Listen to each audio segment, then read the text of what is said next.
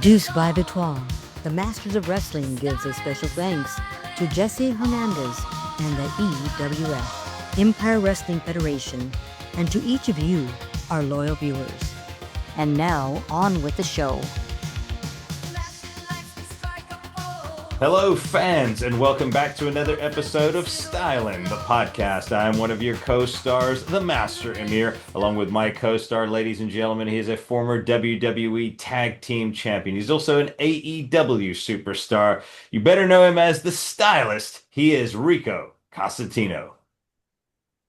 Hello, folks, and welcome to the show. What a wonderful show we're going to have. We have a good friend of mine here, and he has a history that I just want you to hear. He is a special human being. Yeah, he is. He's a special guest. He's a returning guest right here on the Masters of Wrestling. But before we get to our extra special guest, Rico, what would look good to you and I? How about lay the smack down on that subscribe button, hit the like, and share it with your friends. I know you have friends.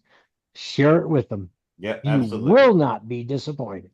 You will not be disappointed. But without further ado, ladies and gentlemen, here is our special guest. He is a former WWE superstar. He is a maker of action figures. He is a talented, truly talented individual. Ladies and gentlemen, this is Mr. Sinn Bodhi. Hello, sir. Hello, Rico. How are you guys both doing? Great. Nice to see How you are both. you doing? I'm good, man. Like before we got on this, before Emir hit the record button on this, when you popped up at first in the cowboy shirt, and how you're sitting and just your background and everything, I was just like, did we just get spammed by some AI character or something? And then you're like, hey, it's me. I'm like, whoa, it is you. Oh. He's not hairstyling. He's not arresting people. He's not giving Rikishi the stink face. He's not doing any of that stuff. He's in his cowboy outfit. I'm like, what's going on in the OK Corral? Yeah, The last time you saw me, what was that? When was that?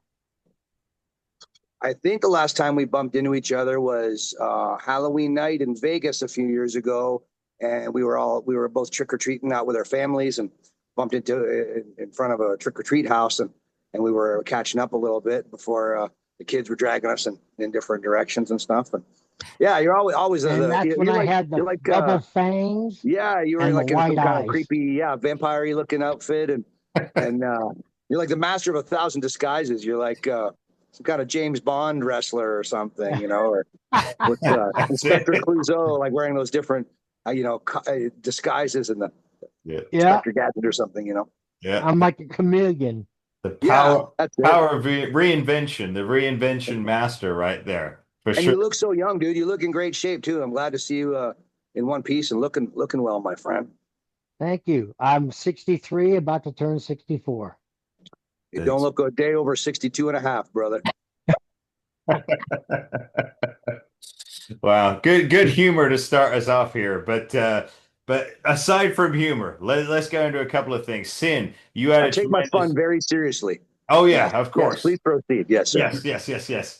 But last weekend, Sin, you were involved in some serious competition in Las Vegas because you had the competition of the Power Slap put on by Dana White. Now tell us, for some of the audience that are tuning in who merely, remember you as a pro wrestler in WWE and whatnot. So what is your involvement now with Dana White and Power Slap? So Dana White and a couple of his partners, they a couple of years ago, they started up Power Slap, which is exactly what it sounds like. Champions. They're not born in the gym. It starts from the inside and it works its way out. Do you feel it more difficult to obtain muscle? Are you tired or perhaps depressed? Then there's a solution. Our brand new partner and sponsor, Care Aesthetics of La Quinta, are here to help you get restored to optimal health. Just use the contact information in this video and schedule your free consultation. Be sure to mention the name of the podcast, whether that be Power and Glory, Stylin', Masterclass, or Hey Roma, when doing so. We wish you all the best in your road to optimized health. And now, back to the show.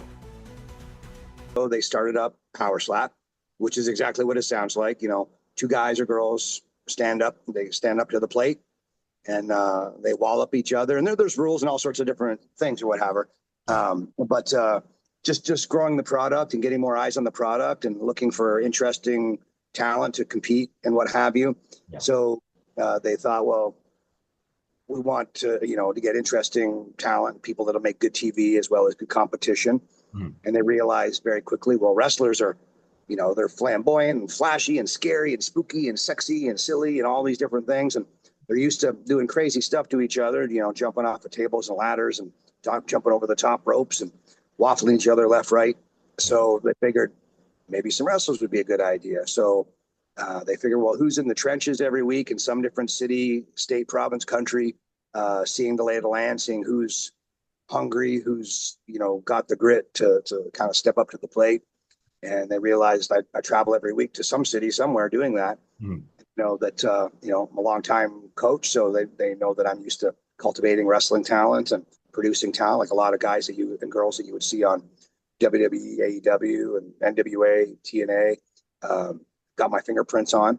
Yeah. So I think in all directions they looked, fingers were pointing at me that I might be the guy to put the ketchup on their burger, kind of make their products just a little bit more tasty, a little more spicier, and just keep on adding to it. And that's what I got hired to do, and that's what I am doing. And I am very proud to be part of Power Slap. It is freaking awesome. You're very talented. I mean, your career. Oh, I mean, go look, on. Not just because you're a guest, not because I know you. You are very talented. You're all over the internet on all your accomplishments, and my gosh, when did you start? It says 2000. Yeah, That's what it I had says. my That's when you first started. match in the end of so I started in '99, and I mean, as far as That's pro when I wrestling. started. Oh, really? Oh, yeah. Well, I got guess signed in '99. I Well, started in you were wrestling '98. a little bit before me, I think, right? Yeah. Yeah, you must have I been. started '98, and then I got signed in '99, Yeah, and I went to OVW. right. And I was the oldest rookie to debut on WWE. I was 40. That's awesome. So Yeah, never so too old to live your dreams, man, for sure. For anybody listening, please take inspiration from Rico. That's amazing. Like, I've seen so many guys say, well, am I too old to do? You're never too old to do, anything. Like, as silly as it sounds, as silly of an example as this may or may not be, is like, look at everybody giving Dolly Parton grief at the Super Bowl a year or two ago when she was dressed up like a Dallas Cowboy cheerleader. And everybody's like, well, is that appropriate for a lady of her age, whatever? I'm like, all the people bitching about that could wish to look half as good as her when they are whatever age she is. Like, she's doing what she wants. She's not asking any permission from anybody. And, so follow your dreams, wrestling or otherwise. Like, go do you. my motto, and I'll say it at the end of the show, but I'll say it now. And I've lived by this my whole life. Is what your mind can conceive, your heart can achieve. Yeah. Sure. That's my motto to everybody. A lot of people end up putting caps on what they can do and they limit themselves. And I think that's the thing that kills the human spirit. Like you said, Sin, if you're going to go after something, go after it. Don't put a limitation on it. There's always something. There's always a role. Let's just put it that way. You may not be able to eventually do that, but there's still something else you can do in that field. Yeah, still an option. Sure. So, but sorry, coming back to you, Sin. So Rico, you were asking Sin about his start. So his start, he started and with small organizations. So I started. I trained with under Ron Hutchinson. I got my basics from Ron Hutchinson. He was the guy that trained Edge and Christian and Beth Phoenix, Johnny Swinger. Just the list goes on and on. Gail Kim. So I actually trained with Gail Kim and Trish Stratus. Like, I'm about 6'1", and at that time, like right now, I'm about 230. Then I was probably about 245, and I think I was the smallest dude in the crew of guys. The only ones smaller than me were Trish and Gail, and they probably had the biggest balls out of everybody. Like, they were. I knew Gail personally. I traveled with Gail. Gail was a tough lady. Yeah, I loved her, and sweet, just a good heart. Yeah, good heart. I love traveling with her. The reason why I travel with her is I was traveling with the boys, and you know how the boys are, never on time, going to the bars. Well, I'm 40 years old. I don't need to do that. Sure. So I started traveling with the divas, Ivory, Victoria, uh, Molly, Gail Kim. I started traveling with them because when they got up, all I had to do was be in the expedition, and they would all be there, and we'd go to the next town. Sure. Sure. And people would go, "Aren't you gay?" Yeah, I'm gay. Look at these divas with Yeah. me. I'm with my ladies. I'm with Yeah. my Yeah. ladies. All the ladies need to drag around a gay guy, Yeah, for emotional support. I think that's There you the go. that's the that's deal. it. That's the deal these days, right? So good Yeah, gimmick. Oh, Yeah. yeah. So it Yeah. might have helped the gimmick. I don't know, but Gail was a wonderful lady. Yes. Yes. Yes, she is. Yes, she is. And I remember so before wrestling, I guess I must have been about 8 years old when I started martial arts. So I kind of learned, the sort of the Miyagi-Do style of karate as opposed to the Cobra Kai style of not the kill him to death karate, but the don't ever start a fight, but be able to finish a fight kind of karate. Yeah. So I was always Right. very safety concerned, and I was scared poopless to hurt Gail or Trish in the training ring because we were just so much bigger than they were. And I remember Trish would always just be like, "Come on, bring it, man." She was fearless. Yeah. And I remember, I don't know what we were doing, maybe like chops or something, maybe. And I'm like, I can't hit this girl. And I know she's, a strong, tough athlete and all that stuff. And I am woman, hear me roar. And I'm very respectful of all that's great. But I'm twice her size. And I'm just I've knocked out dudes in karate tournaments or in bar fights. I'm like, I can't hit this girl, I'm certainly not misogynistic. I'm what do you chivalrous? There's the word I was looking for. Yeah. Chivalry. That's Yeah, a I good don't word. want to hit a girl. I don't want to fight a girl. I don't even want to fight a girl in the guise of sports entertainment. I just think these days, and don't get me started on this stuff. I'm gonna get so many haters for saying that, but I'll do it, because I'm a team player, and if that's what the promoter wants, and so be it. I'll do my best to make the story of the match as logical and as entertaining as possible. But it's the last thing I want to do is wrestle with a girl. What? People go, "Oh yeah, but some of the girls are still good." Yes, they're amazing. Mhm. But I just don't want to hit a girl. That's Yeah, Right. it's the visual of it. It's like you're saying, it's the visual of it. You're still, even though it's a performance, the visual is you're still striking a woman who's half your right. size. But it's who Sin is. Yeah. I'm a Sicilian. My father taught me when I at a young age always respect the female. Yeah. Don't ever hit them. Right. Don't ever hit them. Right. Go And so away. again, in the guise of sports entertainment, especially when this whole video game element of wrestling, which I'm not a big fan of, but it comes into play where the 100-pound ninja girl can take on the 600-pound Viking, in some video game is yeah, sure. Okay. So in wrestling, I'm appreciative of all the styles. I'm appreciative of lucha libre. I'm appreciative of strong style, of any comedy act or this or that or hardcore stuff, whatever it is. If I have to wrestle a girl, I'll make it as good as I can. I'll do whatever I'm supposed to do, keep them safe, certainly keep them safe. But it's not my first thing I want to do. If you're hey, would you like to fight this girl or would you like to fight this guy? I'm gonna fight the guy. Yeah. I don't know that there's really I think there's a lose-lose situation in that where if I'm the bad guy and I'm fighting a girl, well, I think then I kind of win, lose, or draw. If I win, I beat up a girl. Yeah. If I lose, I lost to a girl. And again, no disrespect to girls. So I want people listening to this to not mistake what I'm saying. But it's just yes, of course there are it's a no-win a handful of women out there situation. that are stronger and bigger, but for the most part, not really, not so Right. much. Yeah. Like one of my students, and I wish her a speedy recovery with her knee injury, is Zoe Stark. She is an alpha stud athlete. She is jacked and strong and just way stronger than the average girl. I could pick her up and spin her like a top. Mhm. And I'm, some dude somewhere in the middle of guys. I think half the guys on the planet could beat me up. Half the guys on the planet I could beat up. I'm just a guy in the middle. And she is like an ultra stud athlete girl. And yet I could pick her up like a paperweight. Mhm. You know, like, so I just think like Ronda Rousey, arguably, who I just saw the other day at the power slap thing, and like arguably like the toughest girl on the planet. Mhm. Mhm. You know, I'm sure she could, you know, give me a really hard time and do some awful stuff to me, but just being the size, I don't have to take a day of karate or take a day of bar fighting or take a day of pro wrestling or any of that. I'm sure one good shot and that'd be it for her, you know, because there's just such a size difference. Well, You know, also hormonally, there's a massive divide between men and women. You know, sure, Yeah. we're fueled by testosterone. sure. They have testosterone, but their dominance is estrogen. So that's the, you know, it's not gonna, our bone structures are very different. Their bones are smaller, weaker, softer, and everything else. Our muscular structure is bigger. I mean, we're stronger up top. Women, yeah, they've got stronger legs than us for the most part. You know, they Sure. carry their weight in their legs and their hips. So that's true. So there is these structural differences that Well, actually exist for real.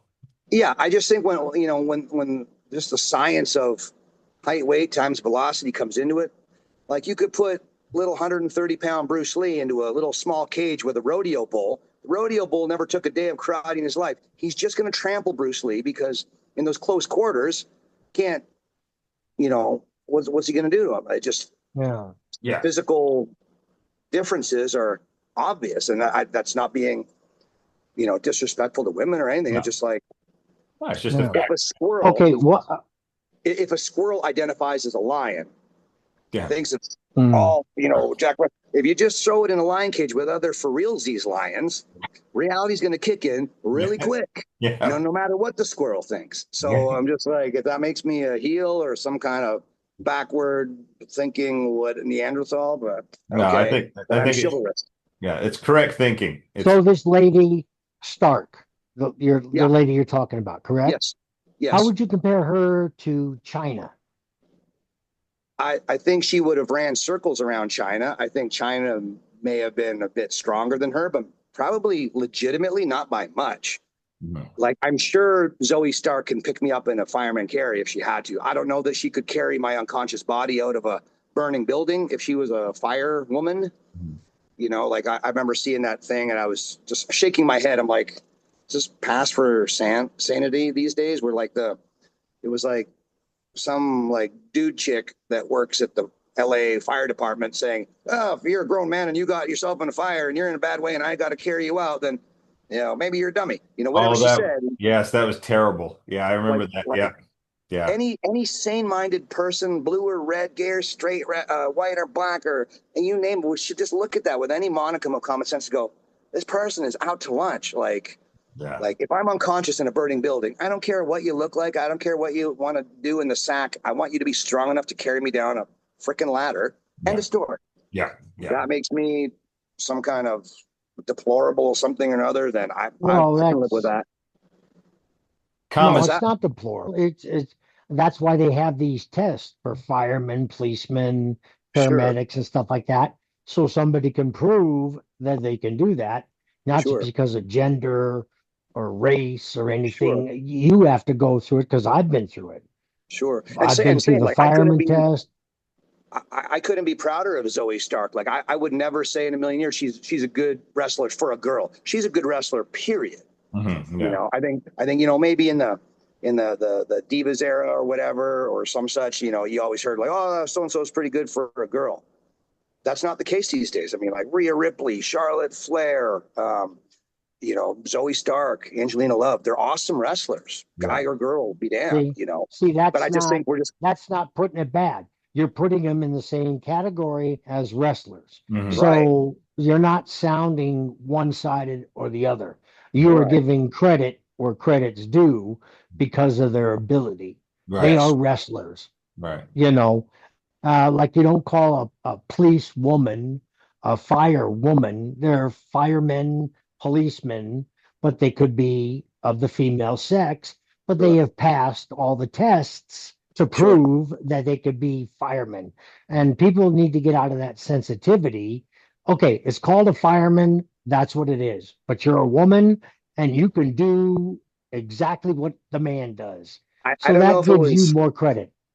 I don't know if it's true or exactly, but I just heard the funny rumor, and it just like I'm always surprised and never surprised when I hear dumb stuff on the news or whatever. But I heard that California was spending like a bajillion dollars on switching the legislation of the name of manhole covers to like person hole covers in Oh California, my gosh. and just Please. to not upset a handful of very, very sensitive first world problemed people. I There, just think if that's what you got to worry about, man, you have it great. You yeah, know, yeah, Oh yeah. my God, I can't believe they're gonna manhole cover is a manhole cover. I mean, Well, oh, why are you so sensitive that it's not called a person cover? but Knock gentlemen, it off. gentlemen, let me interject here. Do you think it's because a lot of people now have just way too much friggin' time on their hands? Because, like I said, without the internet back in the day, Sin, Rico, I remember going to Virgin Records in England. We had HMV,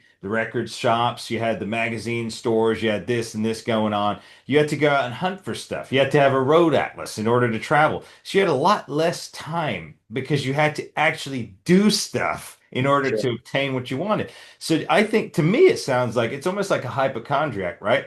God bless anybody who is dealing with that. I pray that you're released from that. But, like a hypochondriac, it's almost like they're sitting around, they're too much time on their hands, they're thinking it, and that's what it sounds like. I mean, again, it's just the name of something. My gosh, what Sure. a waste of time and Sure. money. Well, like whoever, like again, like whoever took, just whoever like vetoes some certain song or some certain TV show, like whoever wanted to like cancel culture, like the Dukes of Hazzard. I'm like, how bored were you? Like, how good of a life do you have that that's your biggest worry?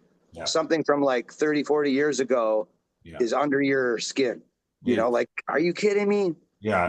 Just all these silly Well, things. look, around America, they're changing names. They in Las Vegas, where I was from, it was McCarran International Airport Don't get me for started. many years, and then they changed it to Harry Reid. I have nothing against Harry Reid, but I why did do. He's you a take freaking that communist. honor? Okay, Harry but Reid. Here, right here, brother. Right here. yeah, right there. It's like, gee. Yeah. But why did you have to change the name of the airport? Uh, Sure. you guys have been sitting on your ass too long to be thinking of this stuff. There's a Sure. lot more important stuff that America needs Yeah. that needs your attention as an elected official. Not worried about changing a name of an airport because he must have done something Sure. in the past that does not coincide with now. Yeah. I think that's so stupid. We were Waste talking. our taxpayer dollars. Sorry, Sin, you were about to say something there? No, I just was going to say we sure are on a silly planet, for sure. It's getting wacky for sure. I was just having this conversation with my wife because yesterday, McCallie and I had on Paul London on our other show on Masterclass, and we got into the subject of certain, political or not political, but social subjects there. And I was thinking about the direction in which we're heading, especially driven by the male, right? The masculine energy.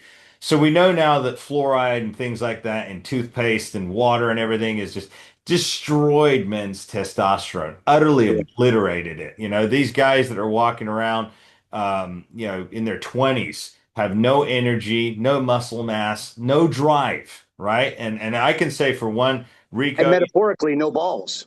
metaphorically, yes, exactly. So what happens when you get a culture that's predominantly driven by that, a lack of drive, a lack of ambition, you start producing less and less and less and less, and you start thinking like we're talking about here, too much time on the hands, thinking about things that are just there to quabble about, to argue about, rather than trying to make a change and make something fresh for the future, right?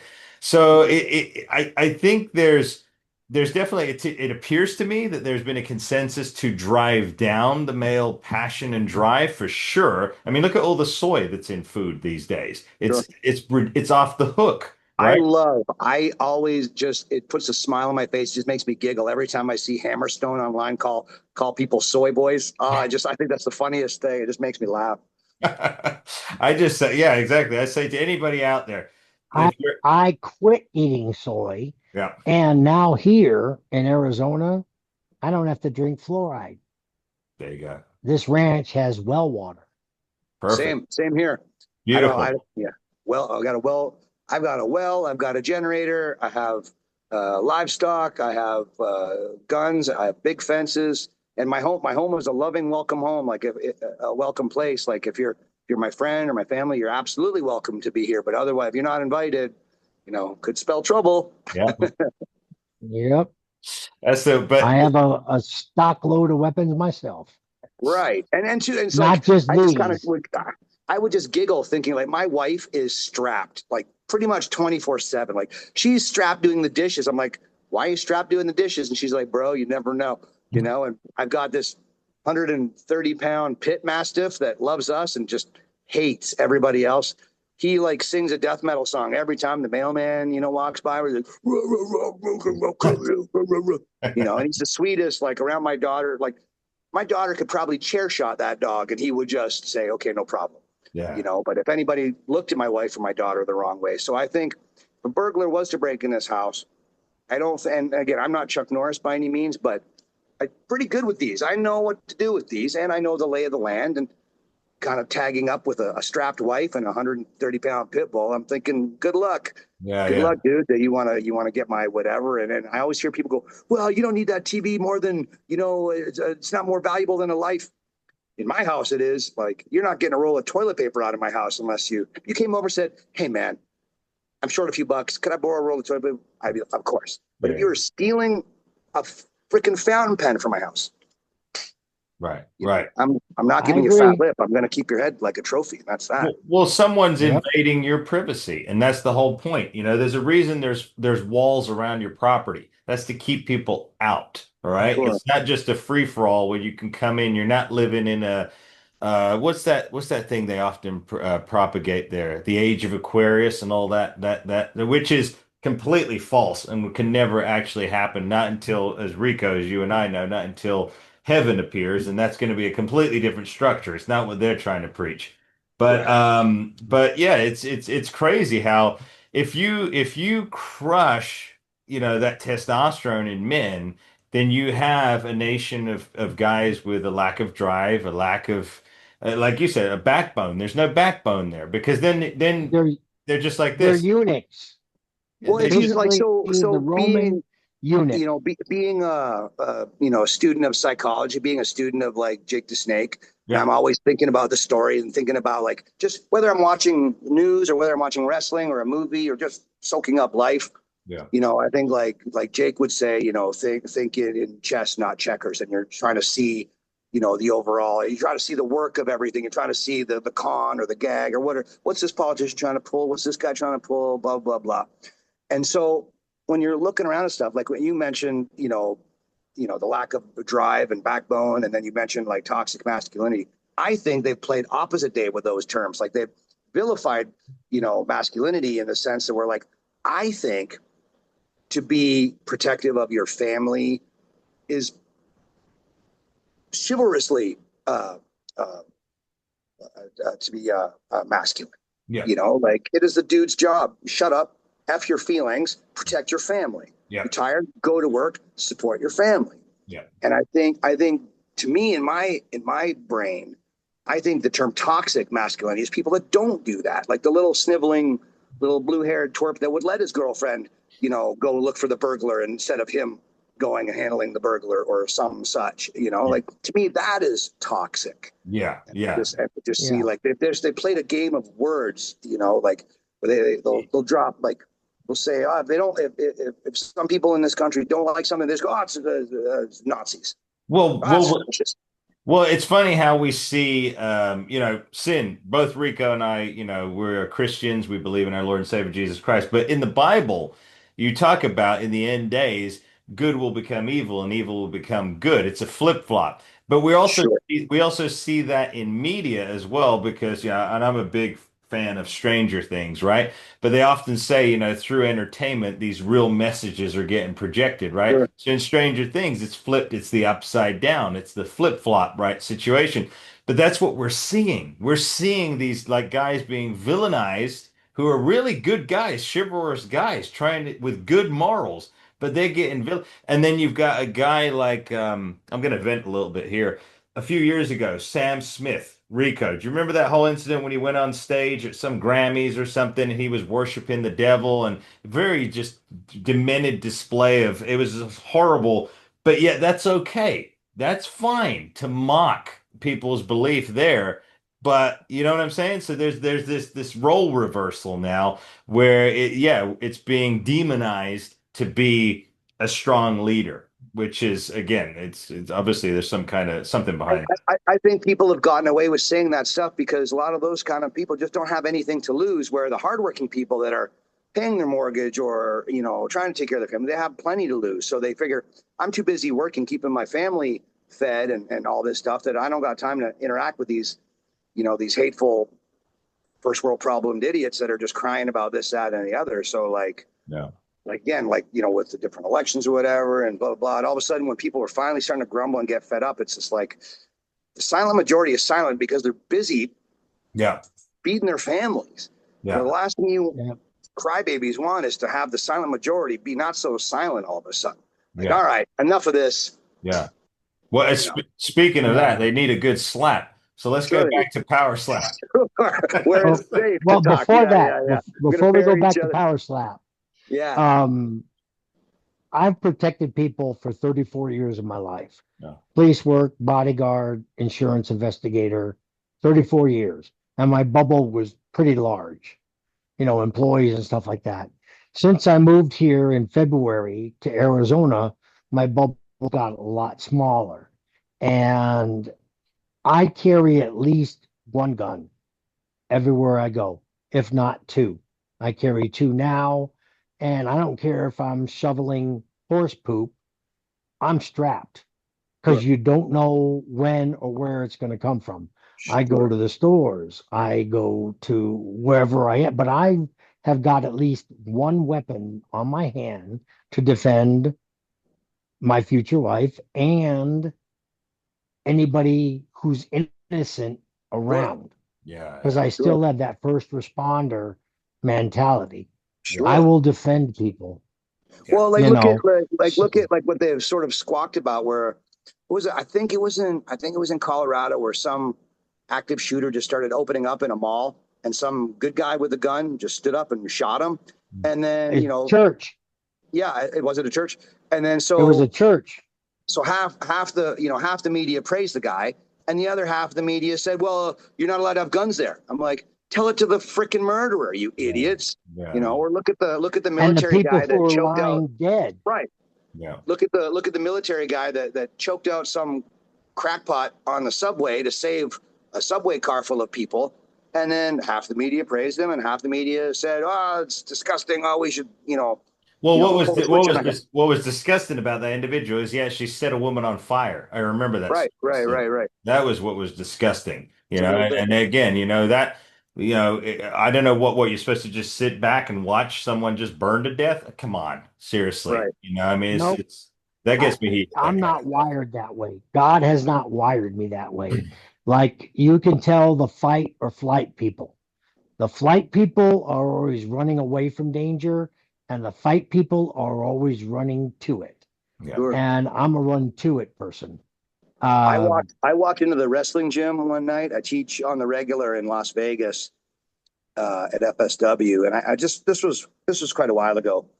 And I don't know why, I don't know where I heard the term. It just and I've heard it obviously before, but I just, being a hardworking guy, I just never put 2 cents of this. And I just somehow it popped into my head, and I started giggling. And I walked into the gym, and all these young guys and girls were there training, and I'm laughing. They're like, "Coach, what are you laughing about?" I'm like, "You guys ever heard of the term beta male?" And I just couldn't stop freaking laughing. And half of them giggled, and half of them looked like they sucked on a lemon, which told me everything I needed to know about who was in that class. Oh my God. Speaking of, actually, Sin, on that tattoo, is that the warrior on your arm right there? It looks like the warrior's face paint right there. Who is that? No, it's sort of like a Joker of a jester character. Okay. It's based on the Joker, so respectfully, I know you guys are religious guys. I am a cosmic guy, is how I would maybe put it. So my favorite book of all time is Paradise Lost. Okay. So I think So to answer that, so it's kind of half Joker, half like the devil. I'm not a devil guy, Right. but I'll tell you why I'm exactly on your side as far as like your beliefs, and yet I think, okay, I'm going to try to explain this very swiftly and very articulately if I can. Yeah. I Well, think you're the guest. You explain no, it. no, no. I'm fully Yeah. comfortable in my views, and I'm fully acceptable of anybody else's views. Good. I think both of our views are probably so equally well intentioned. I simply just think you call it one thing, I call it another thing, somebody else calls it something else. So here's what I mean is like, I think if I held my cell phone down in front of my cat, she could maybe swipe around and she wouldn't know what she's looking at. The technology is just way above her pay grade for another million years of cats. Okay. But still there are answers there to be found. She's just not clever enough to figure it out as smart as she is. I think that's same with life and people. Like there might be answers right under our nose and we might think what we think. But I think whether you are religious of any denomination, whether you're agnostic, whether you're atheist, whether you're a science guy, whether you're a little bit of all those things, I think whatever you think or do not think, this planet is still spinning, hurling through infinite space. We're on a giant rock. How the ghosts in our meat suit work and propel our bodies to do what they do, what happens before we're here and after we're here, I don't know how any of that works. I don't know. I'm not jaded to think anything. Proof of anything would be lovely. And I'm happy to, I love the gesture of faith. And I think that is very important in any denomination. I think having faith in having a good life, having faith that I'm going to work hard, having faith that there was something better before me and something better after me. So I think what you guys think, I just call it by a different name, like it's just the universe. I just say cosmic. Like sometimes I'll look up at the sky and be like, okay, thank you for whatever good thing happened that day. Like, all right, I don't get hot, but this is what I'm thinking, looking up in the sky. Yeah. And I don't know. I don't know. If to me, if God is just the universe, if God is atoms and energy, if God is a really cool white dude, a really cool white bearded dude, I don't know.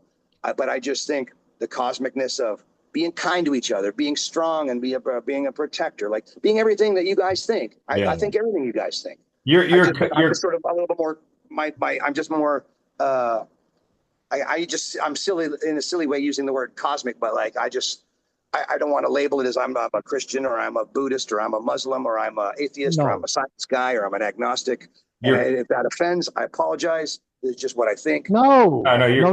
You're consciously aware of that. You know what? And I'm respectful of other people's views, especially in this country where good people, men and women, have died. So you can think whatever the hell you want to think. If you think that's better than other countries. I've been around this ball twice. And there are people in this world who don't get to think, right. And well, like if you want to be a gay guy here, be my guest. But they're always squawking about gays for Palestine. Like, go celebrate that stuff over in Palestine, see what happens. Like here, you can run your yap without anybody. And to be honest, all the LGBT whatever, like we don't give a fuck what you guys are doing. Have at it. Just don't do it in front of our kids. Peacefully. Yeah, just to be cool about it and don't be icky with our kids. That's it. I don't want to see like when my daughter was like little. Now she's a teenager now, but like I don't want them teaching like to a little like a young little kid. I don't want them teaching sex ed, straight, gay or otherwise. Like let them just be kids. Let them go play outside in the sandbox. Let them learn about the world. Like why do they got to learn any of that stuff until they're more mature? Yeah, exactly. I mean, we didn't at school. We didn't learn about the chemistry between a male and a female and anything. What sex stuff and talk that didn't happen until we were like 15. And it was and then they were passing out condoms. No, they didn't do that. Remember that phase? No, there was. I do remember that. And as a teeny bopper, even we still as teenagers, we're giggling and being immature about it. Let alone how do you expect some tiny little kid to perceive this stuff? So right. Right. You know what this reminds me of? This reminds me. There's a series on Netflix called Vikings. Yeah.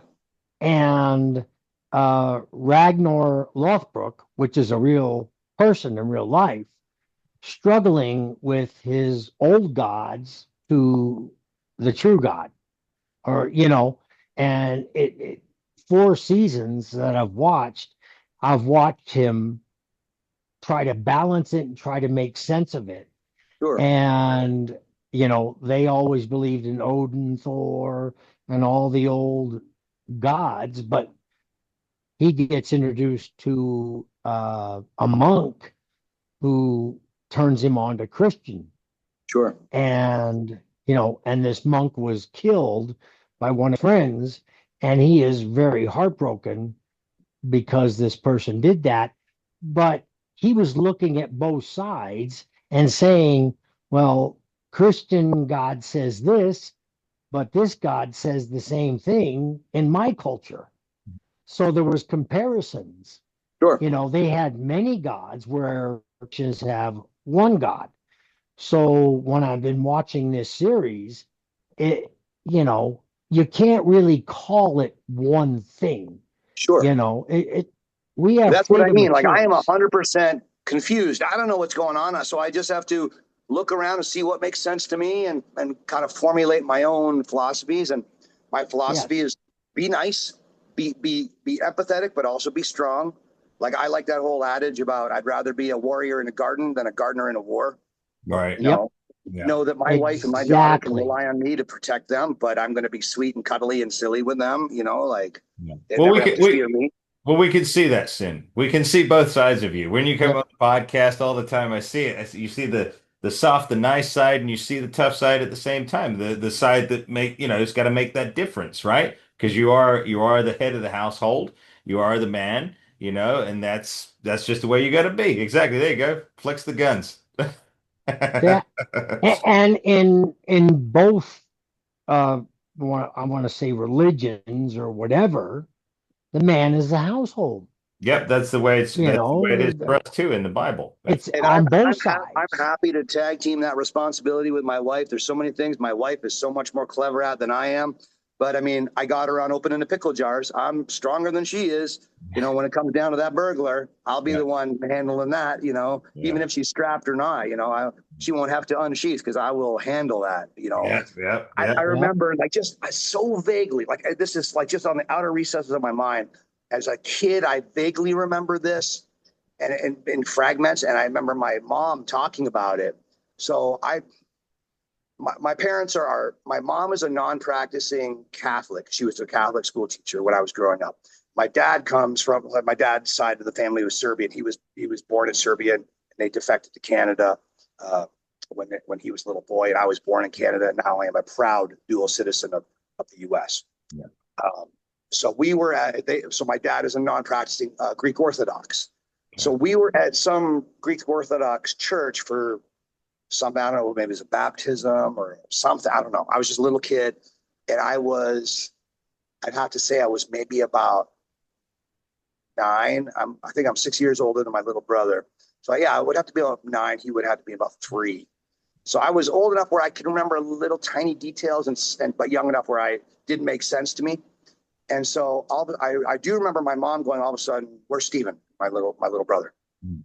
And one of the other ladies said, "Oh, he had to go to the bathroom. So and so took him." And I didn't think anything of it. Some guy took him to the bathroom. Yeah. And I don't remember why. I don't remember. I didn't understand it at the time. But my dad just peeled off, like, it was like Clark Kent look, like, without the phone booth, just took off. And you just heard smash, crack, boom, boom. And we're like, I thought the building was coming down as a little kid. Mhm. And I just saw this guy get flung out of the bathroom in this church, and him walking out, holding my little brother's hand. And my little brother I don't remember exactly, but he was like, we're just right tight to my dad. I don't remember if he was crying or not, but my dad was weirdly had the force to send this guy through this wooden door. Yeah. I remember those old school wooden doors that were not like the sports entertainment doors. They were like these old school oak ass wooden doors with the little mini panels in the middle. Yeah. And this dude went flying through it like it was made out of glass. Yeah. And at the time I was just like, what's going on? I didn't understand as a kid, Yeah. And years later I realized, like, some dude tried to take my little brother into the bathroom to do something awful with him. Oh, And apparently that guy was some notorious something that nobody realized that he was there and whatever, and he wasn't he's part a of that any of that pedophile. stuff. Yeah, Yeah. yeah, he Yeah. was some He's a pedophile that was pedophile. just kind of snuck in. He was kind of Yeah. like wedding crashing, Baptist crashing, whatever you want to call it, looking We for a little kid. we And got to my be dad just was on it. we got to be careful. I was just saying this to my wife. I heard reports coming in from England and Paris this week. Glastonbury, the festival that takes place in Notting Hill or whatever in England. 2 million people, many stabbings, a couple of people died. Same thing took place in France. We've really got to be careful, and that's a warning to anybody who owns a public facility. You've really got to screen people in this day and age because I mean, I heard some weird stuff going on, not just stabbings and that people Well, getting little girls getting raped, and then they say, "Well, it's a cultural difference. This is just how we treat girls in our country." When I'm like, then go back to that freaking country. Like I wouldn't hurt a fly. But Yeah, boy, oh boy, yeah, if somebody even looked at my daughter the wrong way, my goodness. And like, I live in Las Vegas. I live in a place called Sin City. right. Nothing to do with me. I just mean as far as like, there's some weird stuff that goes on in Vegas. It's a 24-hour city. It's a party city. There's eccentric lifestyles, and I know plenty of different people of every kind of flavor you could get. Yeah, Well, again, black, white, gay, straight, red, blue, this, that, the other. Da, da, da. I'm friends with so many of all of the flavors of humanity. yeah. I wouldn't care what flavor you were. If you hurt my daughter in any way, there wouldn't be a law or wouldn't be anything that I wouldn't just rip your throat out. Like, I know. Rico. When I was a police officer, that stupid saying, what happens in Vegas stays in Vegas. That's the most stupidest saying there ever was. sure. When I became a police officer at 23, I realized that it's not that saying, but it's this. Come to Vegas on vacation, leave on probation, brought back on extrication. Yeah. Because Vegas don't play. No. Metro does not play.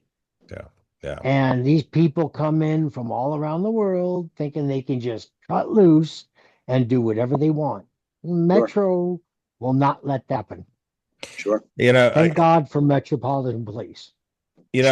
I will say I think Power Slap really echoed through this entire episode for him. Originally, it drove our testosterone all the way through because initially I was going to talk about another subject, but that's fine because we'll save that for another one with Sin because Sin. I can tell you really quick. I don't mean to interrupt you, but I could tell you a sweet side of Power Slap is as aggressive as it is, and it's. There's a reasonable expectation of danger. And some people look, oh, it's crazy, whatever. It's not crazy, and no crazier than following your dreams and anything else, being a wrestler, being a race car driver, being a, whatever, There's rules, like you wear a mouth guard and you wear an earpiece, and there's certain rules, there's do's and don'ts of how you can hit and not hit and stuff. But to bring it to a sweet aspect. Okay. So I have wrestled, I've performed in front of thousands of people. I've even performed in front of 100,000 people, which was amazing. Wow. But performing to me is like being in an action movie. You're like Rambo and explosions are happening and it's all testosterone. Yep. Whereas being a coach and being there and watching the guys and girls that you've, helped get into this position to give them an opportunity for a great payday, a great exposure, all these things. And I'm sitting at ringside. And again, performing Rambo. As a coach, it's more like watching like some like romantic movie, like you're like Sleepless in Seattle. So it's just all tugging at your heartstrings. Like I'm sitting next to the head producers of this. Like they're like Dana White. It's his and his couple of partners. Yeah. And the awesome lady that runs the show. Her name is Erica. That is my sort of direct boss. And we were sitting there, and she's like, "You having fun?" And I'm like, I'm emotionally spent. I'm like, I didn't even have to put on, clown paint or bunny slippers or knee pads to do that. I didn't have to get hit or hit somebody with a steel chair to feel this. Like, I felt like such a proud papa. It's like, it just drained me. And I was just hoping for these guys and girls to do well. Yeah. And they did. They were awesome. Like, Haley J did great.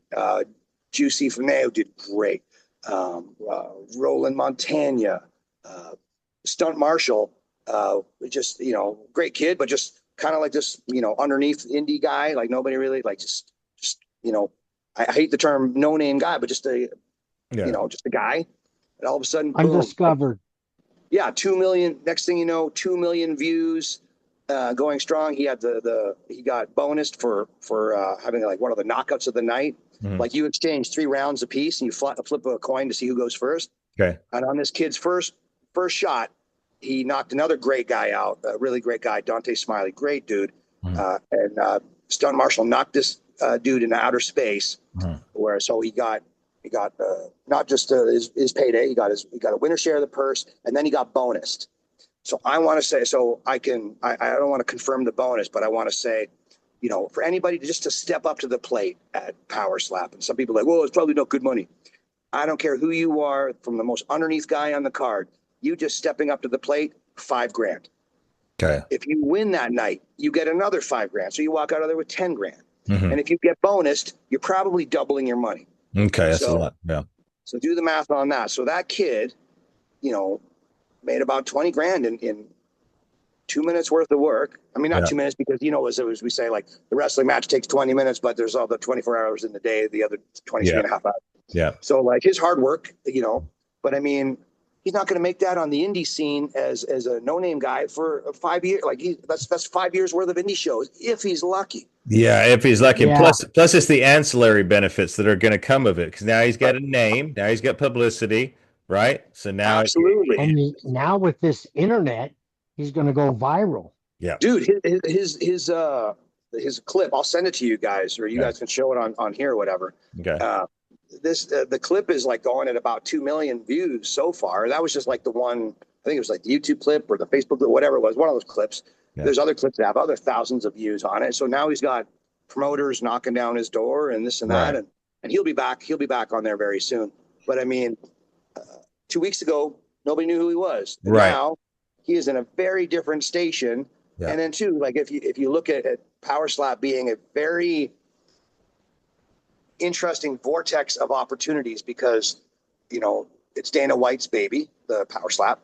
And so, Right. you know, UFC and WWE, they're basically under the same umbrella now with all the Endeavor and TKO, all that stuff. So like in my very first meeting, like the highest guys in UFC, like I'm sitting there with Dana White and a couple of his partners. Hmm. And they were like, and a couple of guys were like, yeah, if we think Triple H needs to see somebody, we'll just call the dude. You know, like, so like, who knows?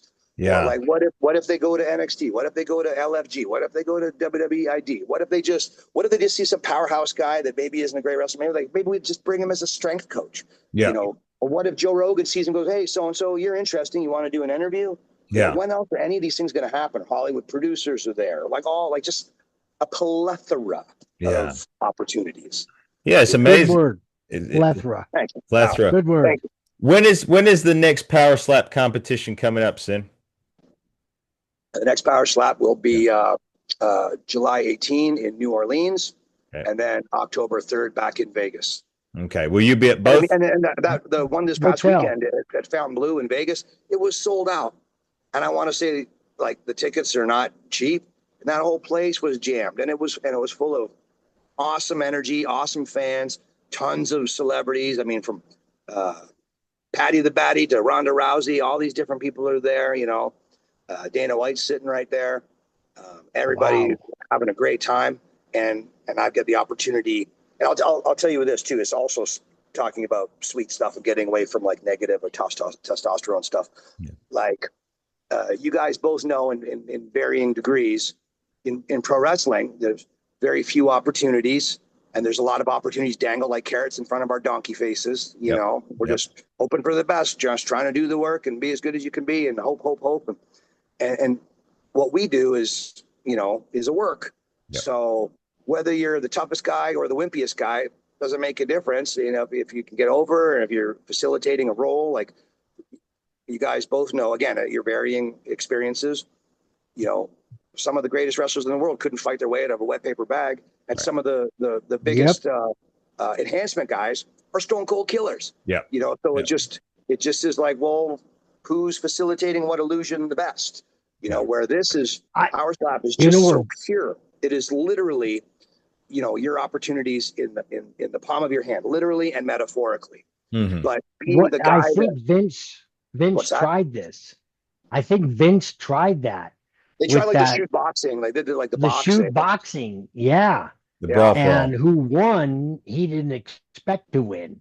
Yeah, under guys beat And top guys. Yeah, for sure. yeah, And so when it came here's where down to shoot, yeah, for sure. And so here's where I'll say it in a very like heartstrings tugging kind of a way is like we all have our own baggage about wrestling because whether I could beat this guy up or that guy could beat me up or who's more entertaining or this that.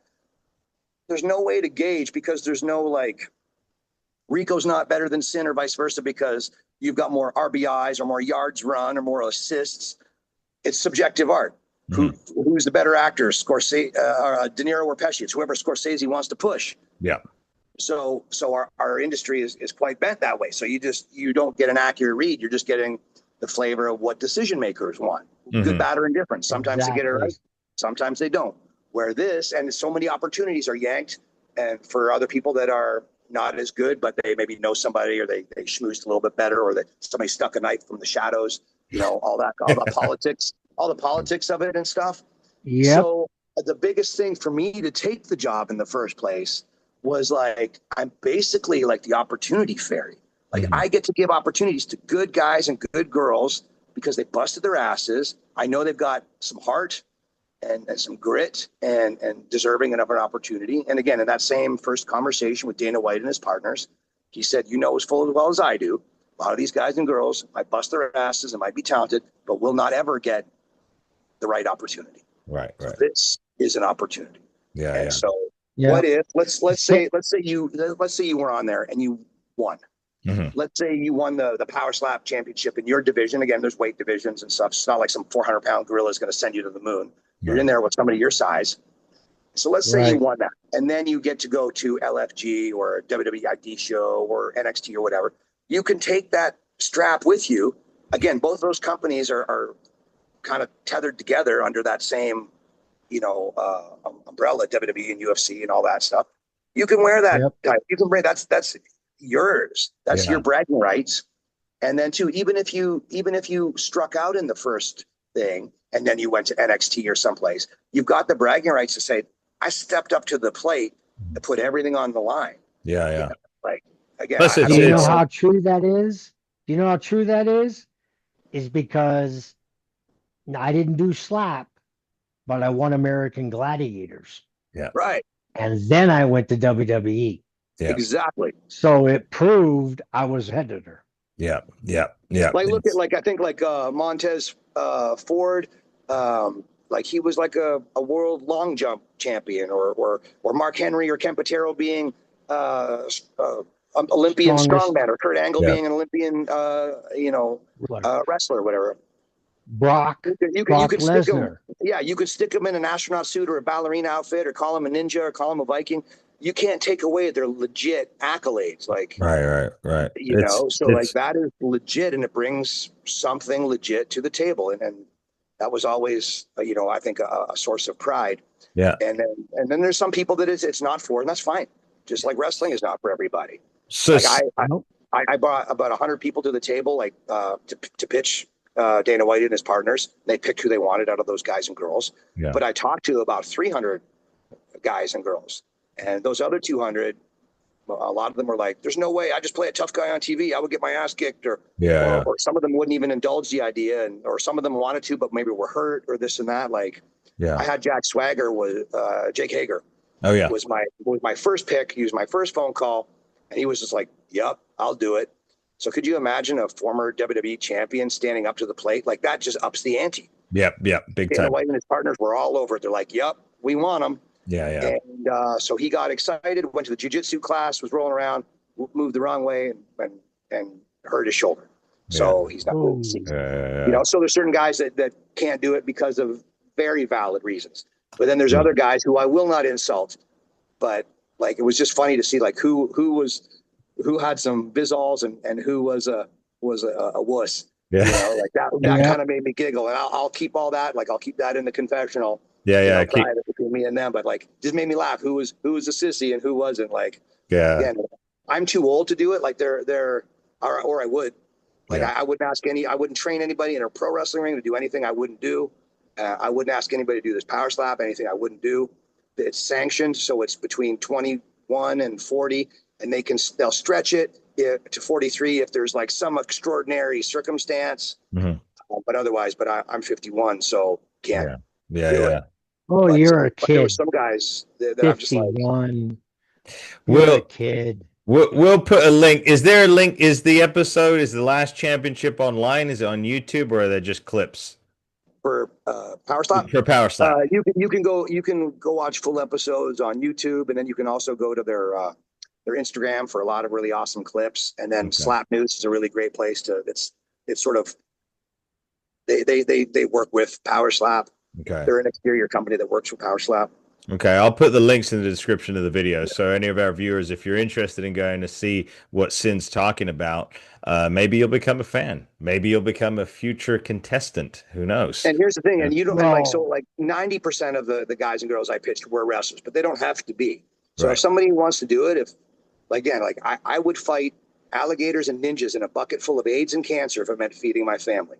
Yeah. I would do anything to feed my family, let alone take a smack to the head. Yeah. Or get a steel chair to the head, depending on if we're pro wrestling or doing what we're doing. Yeah. So, I mean, if you're out there and you just want to hit people, well, there's a thing. You want to feed your family, or if you want exposure, you want to go for the glory. It's real. It's not choreographed. That's the 100%. Difference. Yeah. See, this is 100% real. Yeah. And it makes your medal. Yeah. You know, you're going to prove yourself on a stage, just like Gladiators and the show in Fort Boyard in France. That it's a true competition, and that's what I want to get across: is that 100%. This is not a work. Yeah. This is true competition. Yeah, and it's a good competition, and it's a slap. Okay. I think it's a lot better than boxing. Well, I know a lot of people were worried about, well, what about concussions? And like, there's been minimal, if not any. I think there was like one, and it's because one guy hit the table on the way down. It wasn't from the slap. Like, I'm not a doctor, but I play one on TV, so I can tell you, you're not getting hit from some amazing impact. When you get knocked out from a smack or a punch, it's because your jaw is pinching your carotid for a split second or a quarter of a second, sending a little air to the brain, and turn out the lights, party's over. Yeah. But that is not a concussion. A concussion is when your brain sloshes against your skull, whether it's from whiplash or impact. So again, they do crazy testing. They really do a lot of testing to make sure you're clear to perform, and then they test you on the way out, make sure that you're good to go. So they really give a shit about that's good. That's great. That's good stuff. Yeah, because a lot of people don't know that the brain is free floating in the cerebral spinal fluid. And that's what causes wearing a mouth guard, concussions. you're wearing an earpiece, and if you get anything gets damaged, they're gonna help you out. Yeah. They really care.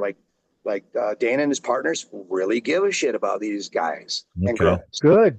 So we'll focus that. Sinn, right before, because I'm going to wrap up this episode, because we'll keep it to we went over a little bit on the time, but that's fine. Sinn, you're going to be back anyway. I put the offer out to Sinn a few weeks ago. I said he's such a kindred spirit in many ways. I said I want him to come on as a semi-regular with us here. He's a wealth of knowledge, so he's in. So he will be back with us on the Master of Wrestling, whether here or on Masterclass, one or the other, or maybe even on Power and Glory with Paul Roma and Mario Mancini. We'll see. Whatever, we'll figure out topics, and we'll get to that when we get to it. But quick question, Sinn, will you ever grow your hair back out? I mean, now that it's drawn on, I don't have to comb it. I do get bed beard sometimes. Yeah. Probably guilty of having a little bit of it right now, but so when I cut my hair, my dad went bald at about 35. My brother went bald in like his teens. Okay. And I kept mine. And mine is still there. Yeah. It's probably not as good as it once was, but it's still there. But I thought my hair, like that 2 feet of long hair, would just be better served as like a locks of love wig for a kid. Yeah. I've got a really good friend of mine that's also a stepdad, and he has these 2 wonderful children who are, knock on wood, grown now, but they almost didn't kick out they both had cancer. Okay. And the little boy had brain cancer, and he is such a wonderful kid. And it just broke my heart. And I remember visiting him in the hospital after one of his surgeries, and he was just little, and he had this big, giant, crazy scar with these big tubes sticking out of his head. And I had to poker face my way through that whole thing. Let me tell you, it was possibly my hardest day on planet Earth. Yeah. And he was like, and I didn't want to worry the kids, so again, poker face. Yeah. And he's like, dude, chicks dig scars, right? And he's like 10 or 11, I don't even think he knows what that means. He just heard it somewhere and thought it would make me giggle, I'm like, you're right, little dude, and all this stuff. And literally I was thinking, what could I do? Yeah. What could I, and I'm like, got some a-hole wrestler pulling my hair every week for something anyway. I'm like, it would be much better served on the heads of these wonderful children, But the universe decided to curse with something so awful, it's cancer. So long story short, to turn this into such a, I just took the emotion and went on the way out of here, right? Gonna make you guys gig on the way. We're gonna get off air. We're all gonna triple. Yeah, I know. But yeah, so when I at an episode of Freak Show Wrestling, of course, as a consummate professional wrestler, if I was gonna cut my hair, hey, Brutus Beefcake, get over here. I need you to be the guest referee, to do this. And so I had PJ Black and I wrestled in a hair versus hair match, and of course I happily did the job. Lined up. Brutus cut my hair, and then we lined up people from the audience, and ponytails were coming off. Yeah. Oh, that's cool, man. That's very, very cool. Good story. I didn't know that. So, all right, Rico, your closing statement here for us. I remember Brutus was so mad at us because we kept on going for pin after pin after pin. Because why wouldn't you want to win, right? Right. Like, you assholes are making me are blowing me up. I'm like, dear job, Beaver, just get on the mat and count. I saw Brutus 3 weeks ago in Canada. He came out. He did a spot. It was for Gatineau Pro Wrestling up in near Ottawa, Canada. And he came out and let me guess, in Gatineau. Gatineau, that's it. Gatineau, Canada. So you Gatineau. Yeah. It was good. It was nice. That was the first time I saw Brutus. Lot larger than I thought he was. He's a tall guy. He's a big guy. All those old school guys are the size of houses, like all of Jake the Snake. I look like Hornswoggle next to Jake. I'm 6'1", and he's I think he's 6'6" and bare feet. Like even he's pushing 70. He's still that like he hasn't shrunk or nothing. Like he's just massive. All these guys. Like when I would walk around with like him and Scott Hall and DDP, like I felt like freaking Hornswoggle. Like I was the littlest dude. Yeah. Like I'm 240 pounds. I'm 6'1", and I look like freaking Danny DeVito next to these guys. Yep, it's true. There. Yeah. When I was wrestling, I was 238, and I still looked like a midget. Well, I was shocked, Rico, when you and I were talking to Mick Foley. We were at WrestleCon, and we happened to bump into Mick, Rico and I, as we were going into the hotel, and I couldn't believe my eyes because I always thought that Mick was short.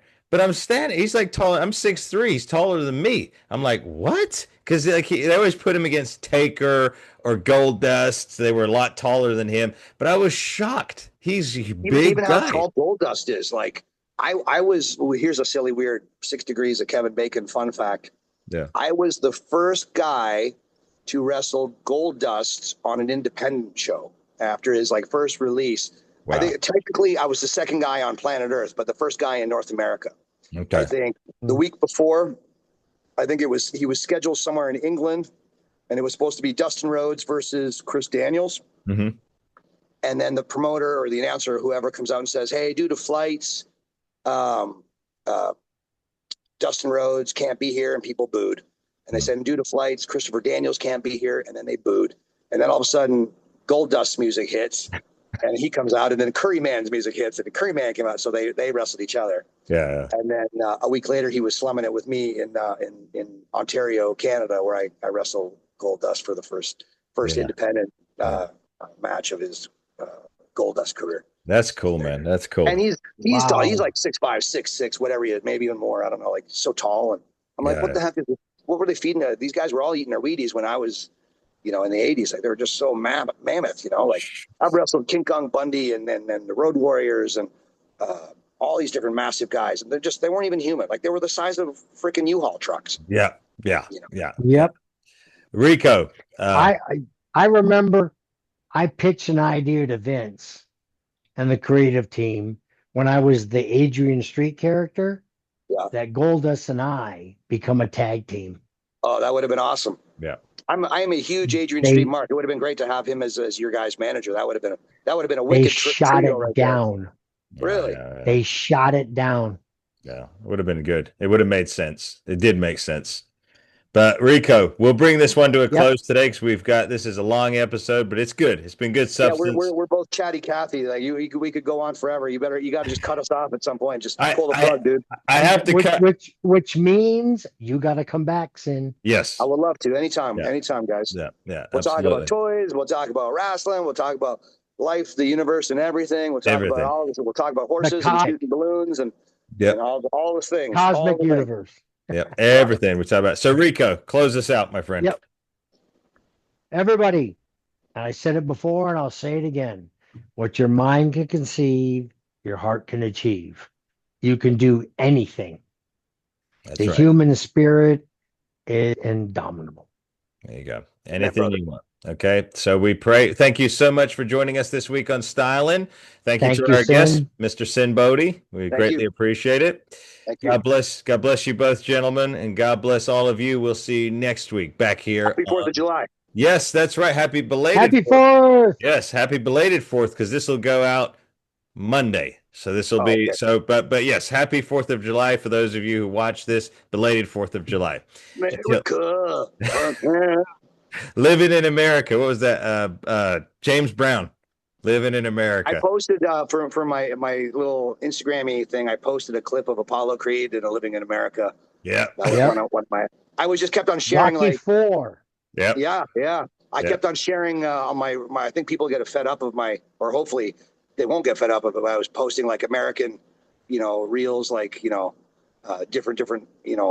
There's the anthem. I put an anthem one. I put. All these different great songs, and of course the oh yeah, of course, and whoever wants to hate on that, you can be my guest. Free country, you're allowed to be an asshole, and you're allowed to hate what you want to hate, but real American, brother. That was Rick Derringer, real American. A great one. It was. Yep. So, all right, everybody, we'll see you next week on Styling. Take care.